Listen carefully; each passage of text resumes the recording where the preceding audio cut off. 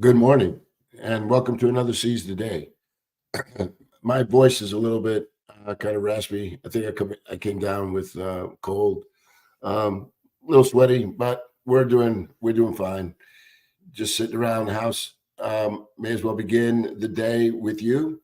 And the good thing is you don't have to worry about me giving you any germs. So how's that? Um, Today is Tuesday, October the 8th. And we get an opportunity to open the Word again together. Trust you guys are waking up feeling refreshed and ready to begin a new day.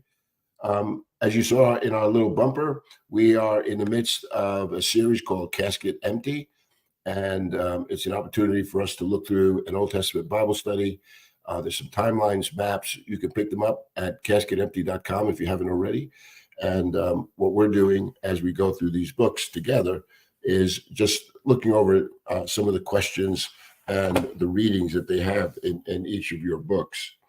One of the things that you'll notice in your book here, if I can put it in the right spot, yeah, is you'll have Bible readings, and those Bible readings in the course of a week, if you read them, it'll help you to follow the lessons along, and then we're going to talk about some of the questions that appear. So, for instance, we started off with Genesis 1 and 2, and what I'd like to do is pick that up today, and in contrast to what we read in Genesis 1 and 2, where God is first cause, creates all things, creates environments of sky and earth and land, creates the animals that will inhabit those spaces, and his most special um, his, his most special creation is that he's made man in his own image. So somehow or another, we become image bearers of Christ, which is why, think about it, if we're representing him in the world, he has placed us in a position of authority in the world in which we're living. And so he says, all the earth will be what we've been placed to rule over it, to subdue it. And there is something that is uniquely different about humankind.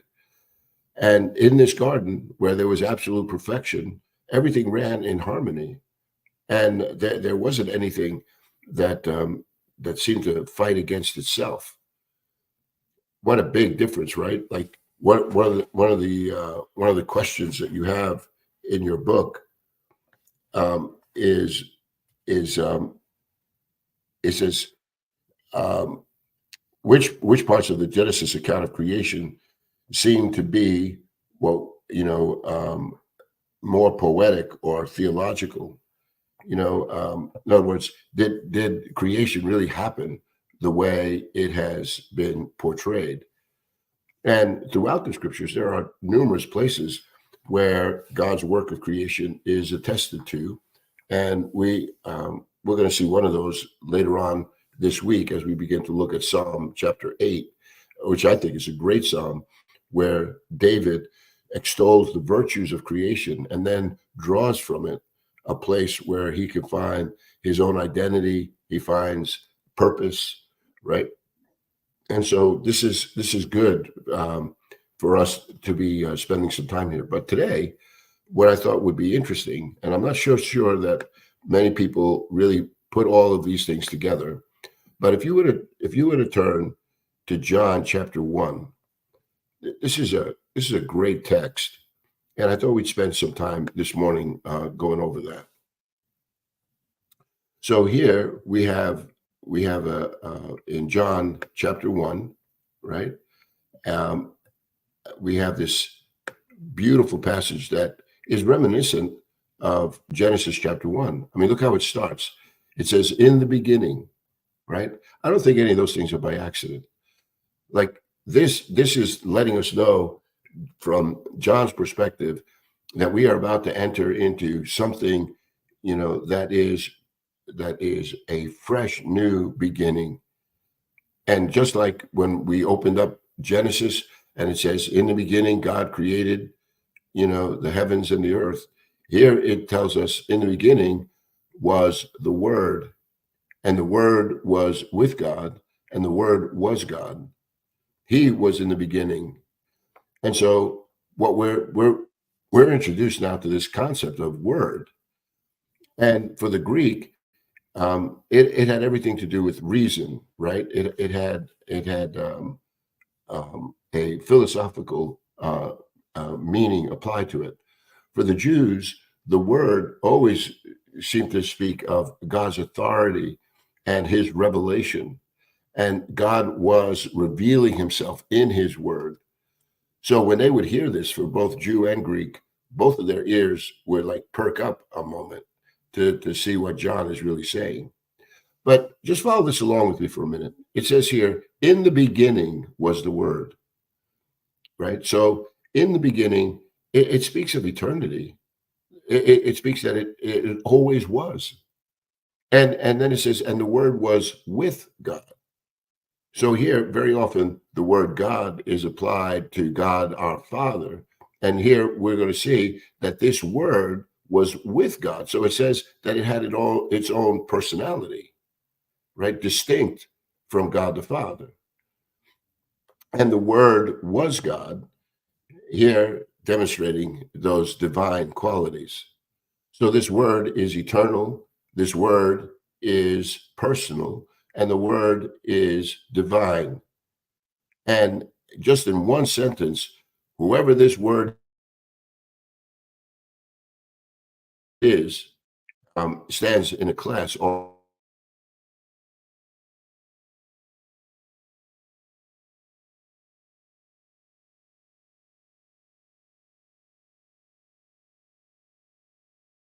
Nothing was made that has been made.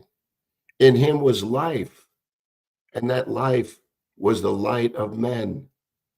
And the light shines in the darkness, but the darkness has not understood it. The word here is could also be overcome. Like God's light separated, and when you open up Genesis 1, God's light separated the dark from the light, right?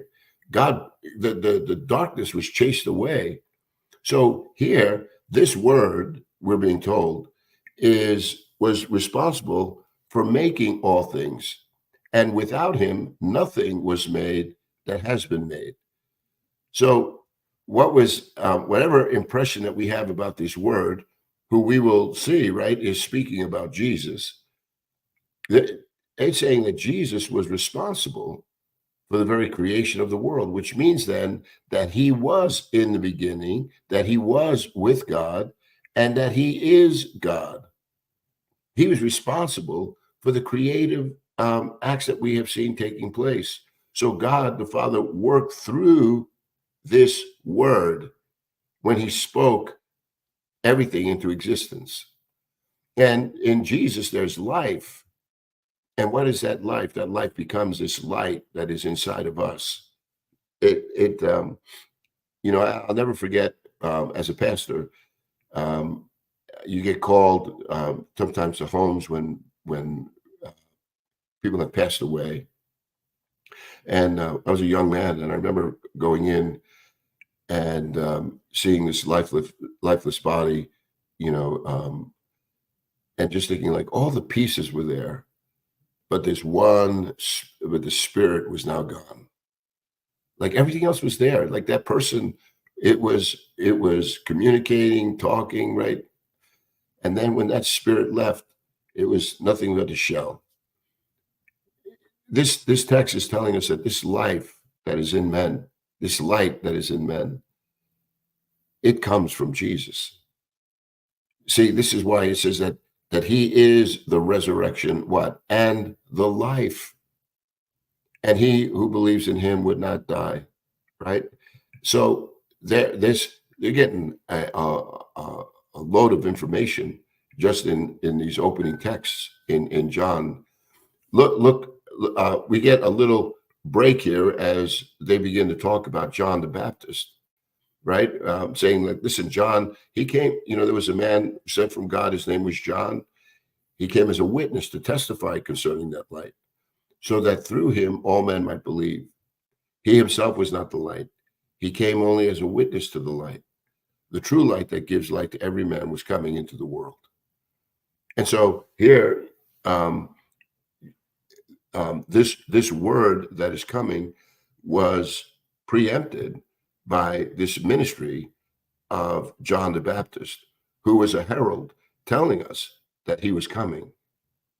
Now, let's go back to verse 10. It says, he was in the world, and though the world was made through him, the world did not recognize him. He came to that which was his own, but his own did not receive him. This is a very interesting sentence. And I'll just get to the point here. Like when you translate words from Greek, right? Like if you've had language class, Spanish, French, right? You know that you can have a feminine tense and you have masculine tense. In Greek, there's also a neuter tense. So instead of saying, this, translating a word in a masculine tense, feminine, there's also a neuter. And in this text right here, when it says he came to that which was his own, the word own there is in the neuter tense. So it really speaks of he came to his own things. But then it goes on and it says, but his own is now translated from a masculine tense, which is speaking of people. So he says he came to that which was his own, but his own did not receive him, right? Which is just picking up what he said here in verse 10. He was in the world, though the world was made through him, the world did not recognize him. He came to that which was his own things. He made all this, but they did not receive him. And yet here is this text reminding us again of this great promise that Jesus brings. Yet to all who received him, to those who believed in his name, he gave the right to become children of God, children born not of natural descent, nor of human decision, or of a husband's will, but born of God. And so here, look at verse 14. The word becomes flesh and made his dwelling among us. We have seen his glory, the glory of the one and only, who came from the Father, full of grace and truth. And so this word that had all of these attributes, right? Eternal, personal, divine, this word that was responsible for all of creation now comes into the world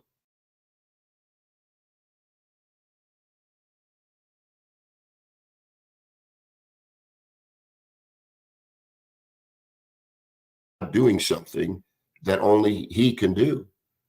And so here the word becomes flesh, makes his dwelling among us, and we see his glory, the glory of the one and only, right? The only begotten of the Father. And he's full of grace and truth. So John, it ends this way. It says, John testifies concerning him. He cries out saying, this was he of whom I said, he who comes after me has surpassed me because he was before me. From the fullness of his grace, we have all received one blessing after another. For the law was given through Moses. Grace and truth came through Jesus Christ. No one has ever seen God, but God, the one and only, who is at the Father's side, has made him known. So here, Jesus is the one now who is revealing to us God's purposes, God's truth, right? God's grace. And so remember last week we were talking about how all of your Bible, there is this one redemptive story throughout history that centers on Jesus. And here, Jesus, in the very beginning of Genesis, we find was also active. He was a part. But in the fullness of time, he became flesh and dwelt among us. And now Jesus is giving us insight into who God really is and how we can really know him. There's another text here that I'd like to show you.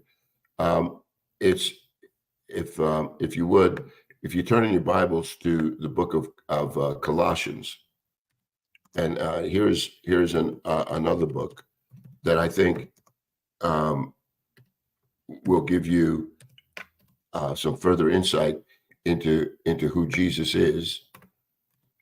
And I'm going to put this up here for you. So turn to Colossians 1:15 through 18. And we can use this as we close out our time together this morning. But in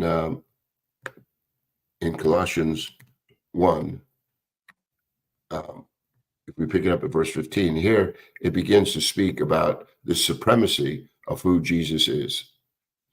And again, just capture all of these descriptions that are giving us insight into who Jesus is, right? He says, he is the image of the invisible God, the firstborn over all creation. So Jesus stands in a unique position. Jesus now is giving us a visible look at what we had been worshiping as an invisible God, right? That we would know him through his attributes, we would know him through his word. And now we saw him. He took on flesh and blood and dwelt among us. It says, again, it goes on, and listen to how all of these books, right? They coincide with each other. Here, Paul is writing Colossians, and he says, for by him all things were created, things in heaven and on earth, visible, invisible, whether thrones or powers or rulers or authorities, all things were created by him and what? And for him. So you see, again, like when we were talking about how this one redemptive story throughout history centers on Jesus, because it's all pointing us back to him. And the reason for that is because Jesus is giving us insight into what our relationship needs to be with the very God who gives us life and breath, this God in whom we live and move and have our very being. So all things, authorities, powers, rulers, whether they're visible or invisible, don't you see, everything is in his hands. Now, I know sometimes it doesn't appear like that, right? It seems that the darkness wins, that there's such hostilities.